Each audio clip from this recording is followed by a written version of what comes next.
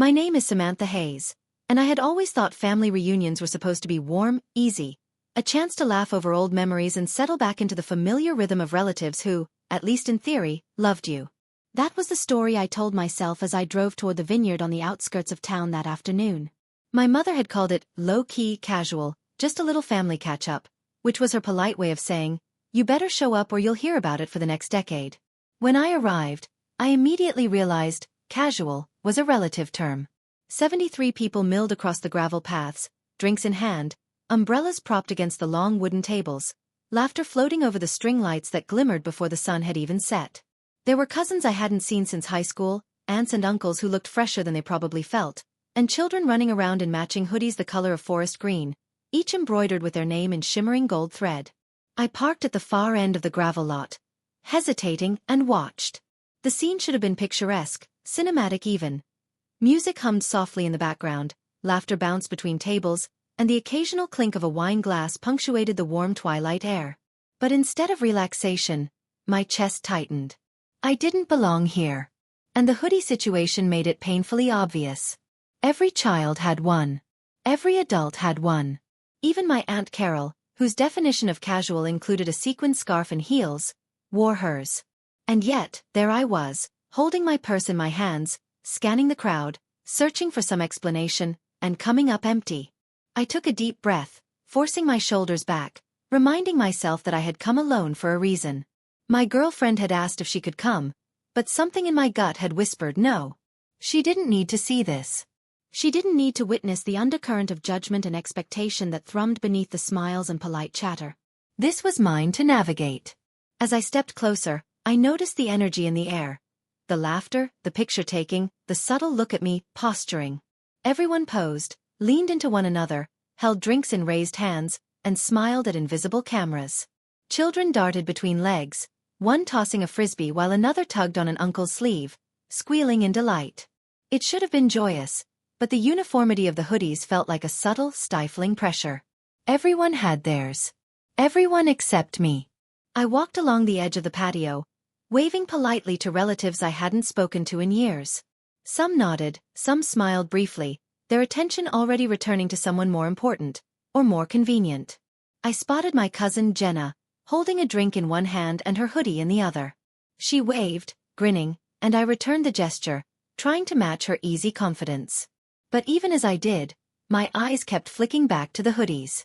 I wondered how it had come to this. The gift of a hoodie, something small, meant for comfort, for belonging, had become the measure of approval, the subtle declaration of who was in and who was not. And here I was, standing just outside the invisible circle, wondering what I had done wrong this time. I took a tentative step toward the bar area, where my aunt was holding court over a group of younger cousins. Everyone was laughing, sharing drinks, swapping stories of summer vacations and new jobs. The smell of grilled vegetables and roasted meats wafted across the patio. The hum of music and conversation formed a kind of background static that only made the tension in my chest worse. It wasn't that I had expected a hoodie. I hadn't. But the absence of it hit me harder than I thought it would. It wasn't just fabric. It wasn't just a shirt with my name stitched on the chest. It was inclusion, recognition, and a silent message that, for once, I was considered part of the celebration rather than a footnote. And yet, as I scanned the crowd, I realized, everyone else had received theirs, posed for the photos, laughed with abandon, and I had been left behind. I tried to shake it off, to remind myself that my place in the family wasn't measured by the color of a hoodie or the embroidery of my name. But the pull of habit was strong. I had spent my life trying to keep the peace, to be the dependable one, the one who showed up, who paid attention, who quietly carried the weight of expectations. And now, the visual reminder of exclusion was right in front of me, impossible to ignore. I hovered near a long table, letting myself blend into the background. A group of children ran past me, laughing and jostling, their hoodies bright against the green of the vineyard lawn. I smiled at them, forcing myself to breathe normally, but inside, my stomach twisted.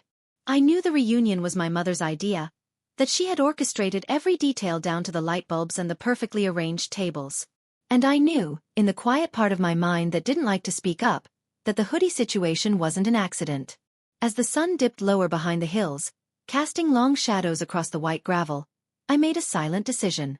I would stay. I would observe. I would be present. And I would find out, somehow, why the simplest gesture of belonging had been denied to me. Standing on the edge of the patio, I let my gaze wander over the crowd again. Everyone seemed to belong so effortlessly. Cousins I hadn't seen in years hugged, mothers laughed over shared stories of recipes and birthdays, and even the toddlers ran in perfect little packs, their hoodies bouncing with every step. And there I was, Samantha, blending into the shadows, unnoticed, invisible, except for the silent gnawing reminder that I didn't have a hoodie. It was more than a hoodie, of course. I knew that. It was about recognition, about being included, about being counted among those who mattered. And if I was honest with myself, I knew why it stung so deeply. Because this wasn't the first time the family had made me feel like I was only as valuable as what I gave. My entire life had been a ledger, and I had always been the one balancing the books. I thought back to the summer before I graduated college. My younger sister, Claire, had wanted to take a course in graphic design. She needed a new laptop and software, but she didn't have the savings. I covered it, no questions asked. Later, when my father needed help with a house repair he couldn't afford, I was the first to send a check, then coordinate contractors and make sure everything ran smoothly. By the time I was 25, I had quietly financed or assisted with at least half a dozen major family expenses, from dental surgeries to small business investments, without ever being asked for recognition. I had always thought this was love. Love meant giving, helping, smoothing over the rough edges of everyone else's lives while ignoring the cracks in my own. But as I watched the laughter and the hoodies, I realized that love in my family had always come with strings attached. Gratitude, it seemed, was conditional. Help too much, and you were expected to help more. Help enough, and suddenly the baseline for acceptable shifted, leaving you scrambling to meet an invisible quota. The irony was that I had never minded. I liked being the dependable one. I liked having a place in the family machine. But being absent from this simple symbolic gesture, the hoodie, felt like all the unspoken expectations, all the invisible debts, had come to the surface at once. My stomach twisted as I remembered the countless times I had sacrificed sleep, vacations, and even emotional bandwidth to cover someone else's responsibilities. And now, apparently, all of that counted for nothing. I moved closer to a cluster of adults by the bar, hoping to find a familiar face. My cousin Jenna waved at me, but her grin was fleeting. Her attention drifted quickly back to the group taking selfies, perfectly lit against the Vineyard backdrop. Even my Aunt Carol, who had always been warm when I was younger, barely acknowledged my presence. I realized that the more I gave, the less I was noticed. The more I was relied upon, the more invisible I became. As I watched, flashes of memory collided with the present. There was the time I co-signed my uncle's small business loan, ensuring he could secure financing that might never have been approved otherwise. There was the night I covered my sister's rent after she had mismanaged her budget, silently rearranging my own bills to make it possible. And then there were the birthdays, the Christmas gifts, the small gestures I had made that had gone unnoticed because they were expected, assumed, part of the silent contract I had never agreed to in words. The deeper I went into these thoughts, the heavier my chest felt. A knot of frustration and exhaustion formed, tightening as I realized that this reunion, this perfectly staged, Instagram-worthy event, was more than just a family gathering. It was a reminder that my generosity had boundaries, but in my family, generosity was never enough. My reflection in the glass windows of the Vineyard Hall caught my eye, and I saw someone who had been quietly eroded by years of obligation. And now, standing there without a hoodie, that erosion became visible, not just to me, but potentially to everyone else too. I couldn't help but notice Claire across the patio, her emerald green hoodie catching the last rays of the sun. Her friends and her boyfriend clustered around her, and she laughed in a way that demanded attention. That hoodie wasn't just a piece of clothing. It was a crown, a declaration of approval and visibility. And I wasn't wearing one. I wandered toward the edge of the vineyard, trying to breathe, trying to ground myself. I reminded myself that this was the woman I had always been, the one who said yes, the one who helped, the one who absorbed the chaos quietly. But a part of me, the part that had been quietly simmering for months, whispered, maybe yes isn't enough this time. The children ran past me again, shouting, spinning, tugging at their hoodies as if they were invisible flags of belonging. I realized that the hoodies represented more than recognition. They were symbols of inclusion, of being valued, of being part of the story. And my absence, my lack of a hoodie, was a signal. Not just to me, but to everyone else. I wasn't here to be the dependable one anymore. Maybe this time, I wouldn't silently absorb the pain, the shame, or the exclusion. I stopped for a moment and took a deep breath, letting the warm evening air fill my lungs. The music continued, the laughter persisted, and the vineyard seemed impossibly beautiful and impossibly cruel all at once. I understood in that instant that this reunion was more than an event. It was a test. A test I hadn't known I was going to take. And I realized that I was ready to see it through, no matter how uncomfortable it became. Because the truth, I decided, was finally mine to claim. I had spent too long bending to expectations that were never fair, giving too much and being too invisible. Tonight, I would watch. Tonight, I would observe. And when the time came, I would act. Not with anger, not with tears, but with clarity. I had spent the early part of the evening drifting along the edges of the gathering, quietly observing, cataloging smiles, laughter, and the faint sense of belonging that seemed reserved for everyone else. And then it happened, the moment that crystallized every unspoken expectation my family had ever imposed on me. It started subtly. My sister Claire, laughing easily, stood in the center of the patio with her boyfriend's arm slung casually over her shoulder.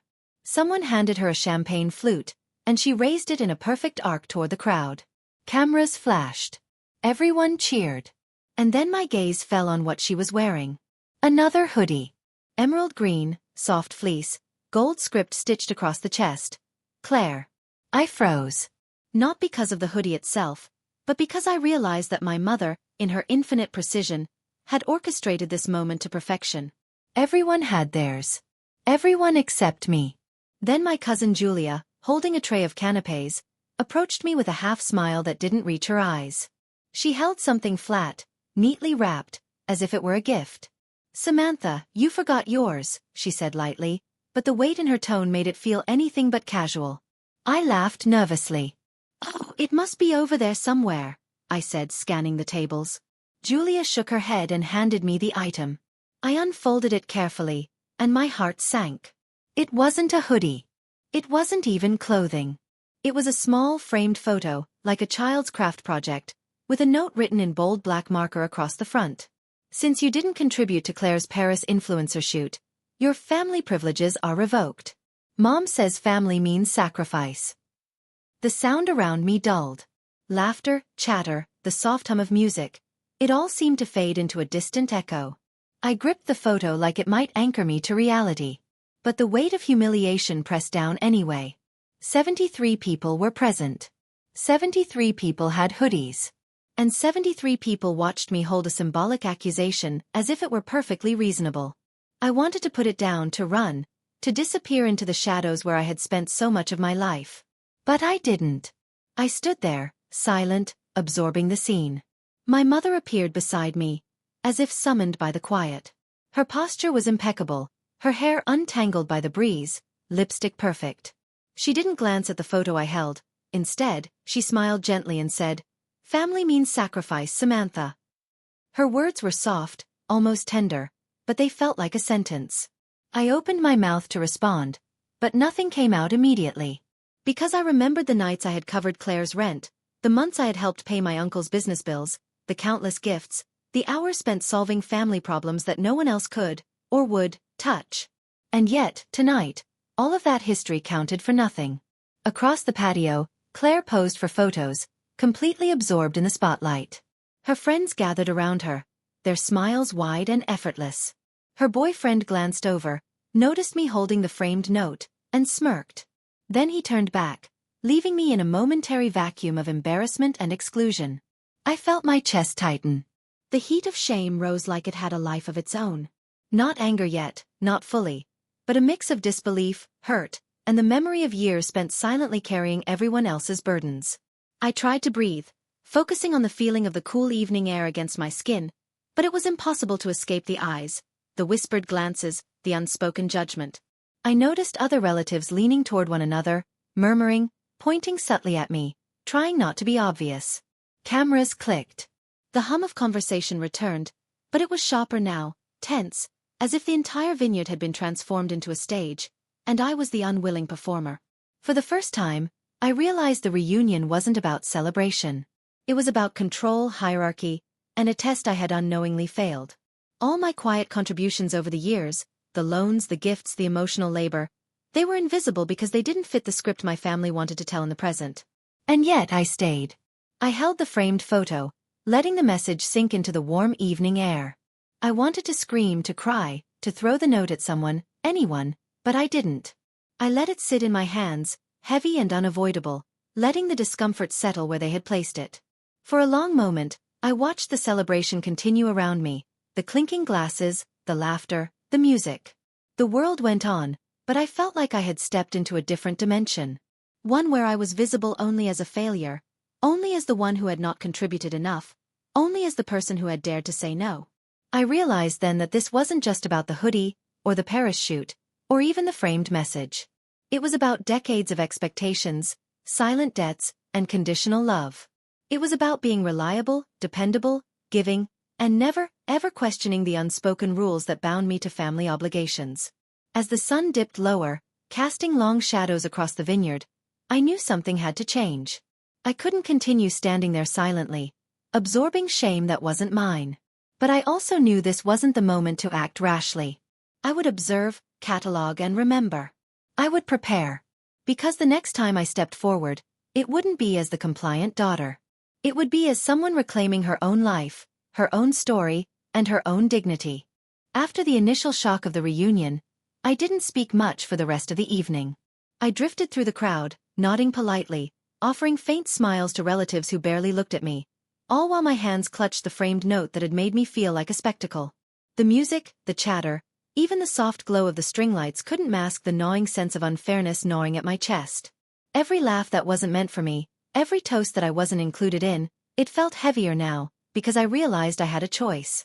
I could continue to absorb their judgment silently, or I could step back and assert myself in a way I had never done before. The first step came in small, deliberate motions. That night, when I returned to my apartment, I didn't collapse into the couch as I usually would after a family gathering. Instead, I pulled out my laptop and started going through years of receipts, texts, and bank statements. Every loan I had covered, every emergency bill, every just this once favor over the past decade went into a spreadsheet I created from scratch. I labeled columns carefully: date, recipient, purpose, amount, notes. By the time I finished the first pass, I realized I had silently contributed over $60,000 to people who had never once asked if I was okay. I felt a strange mix of exhaustion and clarity. Exhaustion from the years I had spent quietly supporting a family that had come to expect my reliability, and clarity from the sudden recognition that I didn't owe anyone my peace, my finances, or my dignity. I leaned back in my chair and looked at the screen. It wasn't revenge. It wasn't spite. It was documentation, boundaries, and proof of a life spent giving without acknowledgement. The next day, I started organizing everything into folders, printing copies, and making notes. I realized I had to take this seriously because this family didn't respond to subtle hints or quiet reminders. Their love, or at least their version of it, came with conditions, and this was my way of rewriting the rules. I would not allow my generosity to be weaponized against me any longer. Over the next week, I continued compiling the files. I reread messages from my sister asking for money, skimmed emails from my parents subtly implying that my support was expected, and even dug up old photos of family events I had quietly financed. I highlighted every instance where my contributions had been taken for granted. Each highlighted cell, each annotated message, each printed email added weight to my resolve. I realized that I was building more than a file. I was building a statement of truth, one they couldn't deny or distort. Meanwhile, my mother called, her voice tight and polite. "Samantha, we missed you at the dinner last night. Claire said you were tired." I smiled politely but said nothing about the pile of evidence sitting on my dining table. Her attempts to guilt me, to frame my exhaustion as disinterest or coldness, fell flat. I had clarity now. This wasn't about tiredness, it was about finally acknowledging my boundaries. A few days later, I returned to the vineyard mentally, replaying the moment of humiliation over and over. I imagined walking across the patio and calmly handing the framed note back to my mother. I imagined the pause, the realization, the shift in energy as I reclaimed the dignity that had been silently stripped from me. But I didn't act immediately. I observed, I planned, I waited. Timing mattered, and I wanted to make sure this wasn't an emotional reaction but a deliberate assertion. Then I crafted the message that would become my statement. I drafted it carefully. No anger, no guilt-tripping, just facts. 10 years of contributions. Total sums. Instances where my assistance had been pivotal. The text was concise but unflinching. I was drawing a line. No more loans, no more unpaid favors, no more silent sacrifices. I would continue to be family, but only on my terms, and no one would weaponize my generosity again. Finally, on a quiet evening, I took the most significant step. I prepared a box. Inside were copies of every receipt, every statement, every note, and on top, I placed a copy of the framed note from the reunion, the one that had made me feel like a spectacle. Across the top in bold, I wrote a single word: returned. I drove it to my parents' front porch, placed it carefully, and stepped back. I didn't wait for thanks. I didn't expect apologies. I simply left it there and walked away. For the first time in my life, I felt the strange, thrilling weight of agency. I wasn't just reacting to humiliation or exclusion. I was asserting boundaries, reclaiming my story, and setting the rules for how I would be treated moving forward. It wasn't about making anyone pay. It was about making myself visible in the only way that mattered. That night, I sat on my balcony, looking out at the city lights, and I realized something profound. I had spent years trying to earn love through compliance, through generosity, through silent sacrifice. But love that comes with a price is not love. It's leverage. And no one, no matter how small the gesture, deserved to control me with it. I closed my laptop, the files neatly stacked, the evidence clear, and felt a sense of calm that had been absent for years. The reunion, the hoodies, the public humiliation, they had all been a catalyst, not a sentence. And now, finally, I was ready to face whatever came next. On my terms, with my dignity intact, and with the quiet, unshakable certainty that I would no longer let anyone define my worth. The morning after I left the box on my parents' porch, I woke up to a quiet apartment that felt unusually peaceful. The sunlight spilled across the hardwood floors, highlighting dust motes that danced lazily in the air. Normally, mornings after family drama were suffocating, full of text messages, guilt-laden calls, and passive-aggressive comments delivered through emojis. But this time, nothing. Silence. I stared at the ceiling for a while, letting it sink in. For the first time in years, I didn't have to react to anyone's expectations. I didn't have to chase gratitude, validate emotions that weren't mine to manage, or apologize for my generosity. I had left the reunion with something far more valuable than a symbolic gesture. I had left with freedom. It didn't take long for the ripple effect to start. My sister Claire texted first, her messages sharp, impatient, demanding explanations. "Are you serious right now?" she wrote. "You humiliated me in front of everyone. That's not okay." I read her words carefully, taking a deep breath. I didn't reply immediately. Not because I wanted to punish her, but because I had learned the value of timing and clarity. When I did respond, my words were calm, factual, and firm. I reminded her of the past decade. The loans, the support, the countless sacrifices I had made quietly and without complaint. I explained that this wasn't punishment. It was recognition, boundaries, and a refusal to allow my kindness to be weaponized any longer. Within hours, my parents called and texted repeatedly. My mother's voice, usually soft and persuasive, now carried the strain of frustration and disbelief. "Samantha, this is tearing the family apart. Why would you make this public?" I listened politely, letting her speak, then calmly reminded her that my decade of contributions had been anything but public. I had simply documented the facts. "Love should not come with conditions," I told her softly. I hung up before the conversation could spiral into guilt or manipulation. Meanwhile, I started to notice subtle changes online. Claire had attempted to post about her Paris influencer project again, showcasing curated snapshots of her life, but the tone had shifted. A few screenshots of our family ledger, the evidence I had left for my parents, had made their way into private circles, and comments began pointing out patterns of favoritism and expectation that had been invisible for years. Sponsors, followers, and acquaintances who had assumed she was the only driver of the project began questioning the narrative. Slowly, the shiny image she had worked so hard to create began to crack. And I felt nothing but relief. Not satisfaction, not gloating. Just the quiet comfort of fairness finally entering the equation. In the days that followed, I began to reclaim pieces of my life that had been consumed by family obligations. I woke up later, cooked meals I actually wanted to eat, and allowed myself time for hobbies I had abandoned. Photography, something I had always loved but neglected, became my outlet. I didn't document anyone else's life anymore. I documented mine. I journaled at night, reflecting not on what I owed, but on who I was outside the expectations of my family. One afternoon, a package arrived at my door. It was small, nondescript, and entirely unexpected. Inside was a forest green hoodie, folded neatly, with gold stitching across the chest, the one who said no. On the back, in smaller, almost private letters. Finally free. I laughed aloud, a pure, unburdened sound that I hadn't realized I had been holding in for months. It fit perfectly, like it had been made just for me. It wasn't about reconciliation or approval. It was about acknowledgement and closure. My family had finally recognized the boundaries I had set, not because they fully understood, but because they had seen the consequences of ignoring them. And for the first time in years, I felt a sense of equilibrium. I could love my family on my terms, without losing myself in the process. Even tentative apologies began to trickle in. My Aunt Carol sent a message with a check enclosed, noting softly, "For all the years too late, I see you now." A cousin admitted in a quiet text that they had never realized the pressure I had been under. I didn't respond immediately. I wanted them to understand that recognition wasn't about repayment or gratitude, it was about respecting boundaries. Through all of this, I realized the real transformation wasn't in them. It was in me. I wasn't walking away to punish anyone or to create drama. I was walking away to live fully, without compromise of my dignity.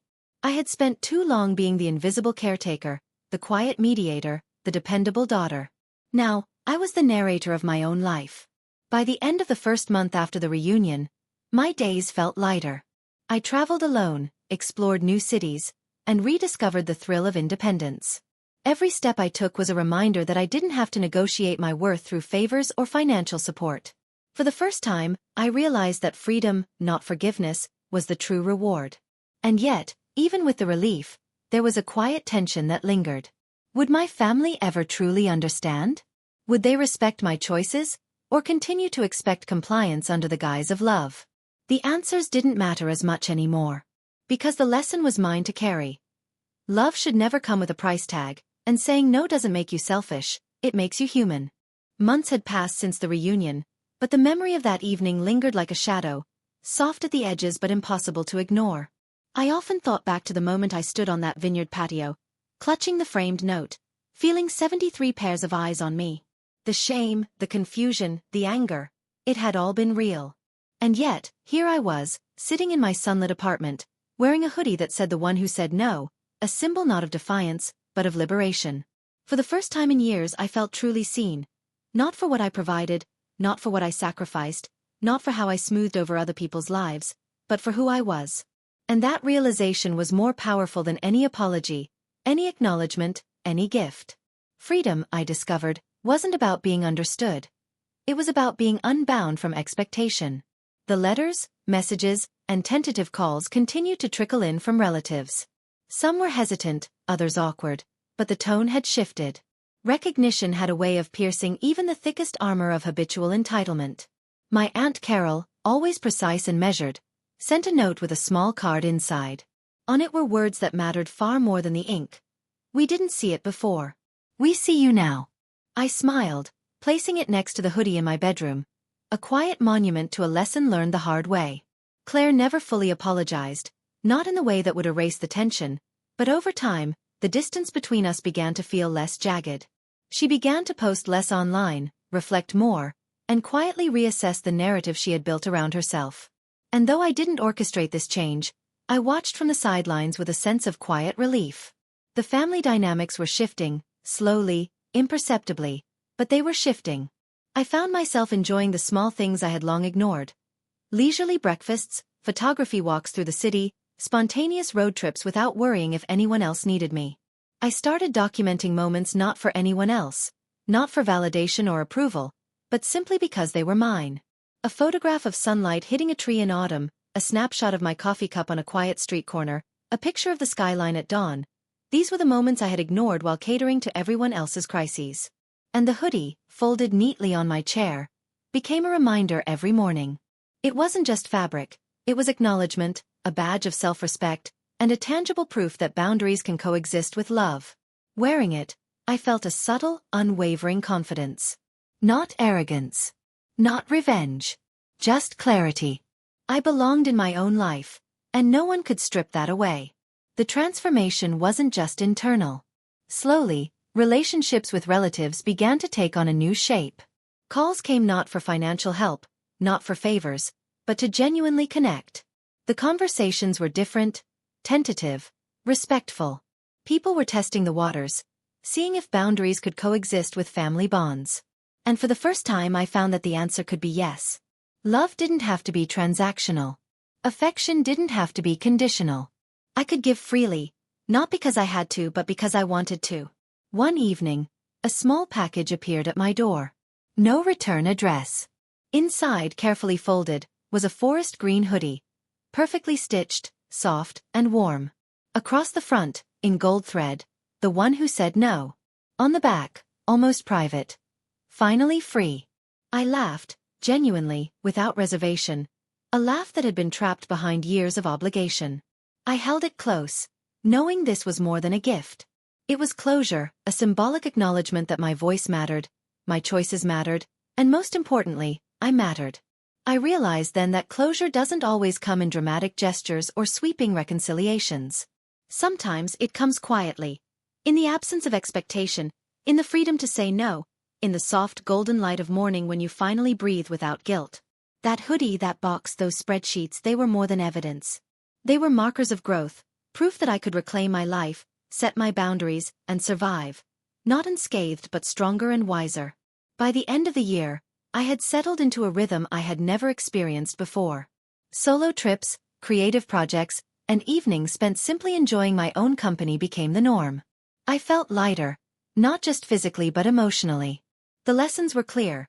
Love should never be conditional, kindness should never be weaponized, and the courage to say no is sometimes the most profound act of love you can show, to yourself and to others. As I sipped my coffee on a crisp morning, I glanced at the hoodie, the card, the neat piles of documentation that had once been my shield. They reminded me of a simple truth. I was no longer invisible, no longer a silent ledger of everyone else's needs. I was free. And in that freedom, I found something I hadn't realized I'd been searching for all along. Peace, clarity, and the quiet, unshakable joy of owning my own story. And maybe, just maybe, someone else would see my story, feel the weight lift a little, and whisper to themselves, "Me too."